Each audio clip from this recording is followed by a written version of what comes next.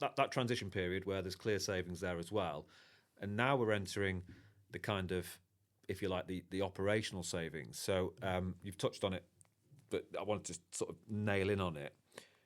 Rent increases that you've seen. So across, you've mentioned that with your clients' projects that you've worked on, 20-25% increase in rent. That's because easy. You're creating a functional space that tenants walk in and go, wow, do you know what? I will stretch to the 750 for this rather than 695 for the other, because you've thought about it. So you've got your rental increase, and then presumably the tenants, the average stay and how happy they are and how settled they're going to become in.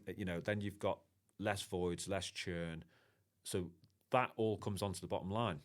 Yeah, I mean, we've done some renders for some high-end HMOs. Yeah. And then if I'll show the renders, you'll never think they're HMOs. There are people out there which they look for something like this.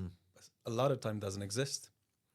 Then some people don't even stretch to that amount. They have the funds available, but it doesn't exist. Maybe they don't want to have their own place. So they just want that security that everything's included, whatever. Then maybe they want to live in an environment when they have like a very small community, something like that. Yeah. And then they want to have like maybe a group of friends or students, but they want something which is above standard, which above everything that exists on the market, but they can't find it.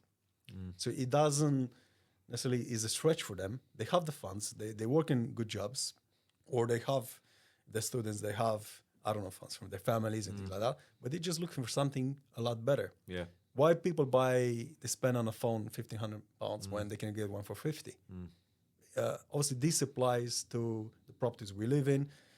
Some people they live in But you've got to have much more than the aesthetic. So what the phone example there, or any other example where people pay that premium.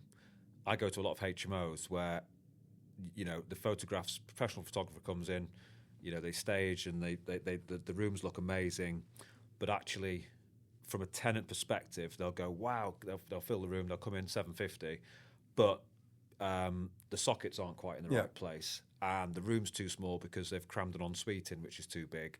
Or there's an example of a property that I've been to this year where bedroom 4, tenants always leave because as soon as they arrive in the property, the other tenants say, oh, you're in the noisy room, because they've not considered the acoustics and they've not considered.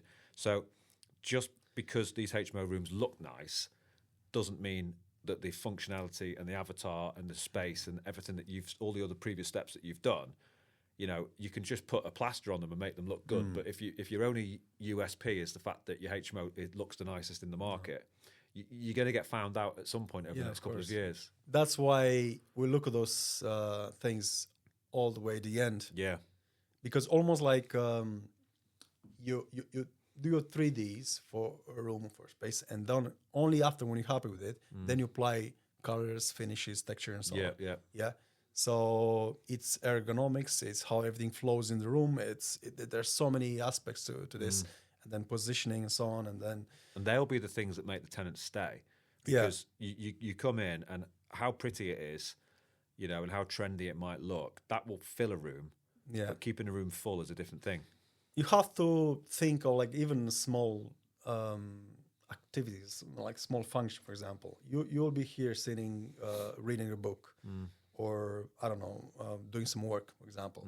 If you would have a socket here, convenient for you to charge your phone, or using for your laptop, it'll be great. You don't have to think about it. But if you have to look for it, then you have one on the other side of the room, then this creates an issue. Which things that you think? If I come across that in the hotels I stay in, where I can't charge next to the bed, because you come back, you do a few emails before you go to bed, and if there's no charger next to the bed, and I was in one last week, then I think, I'm not going to go there again. So that spoils the experience, and then you'll think about that, and you might have all the other aspect, like okay, they have nice wallpaper, lighting, but a small thing like this, it wasn't thought properly, So these kind of things that you should consider early on. I know as an HMO in your head, and then you might build a portfolio of 100, but for some people that's their home. Yeah.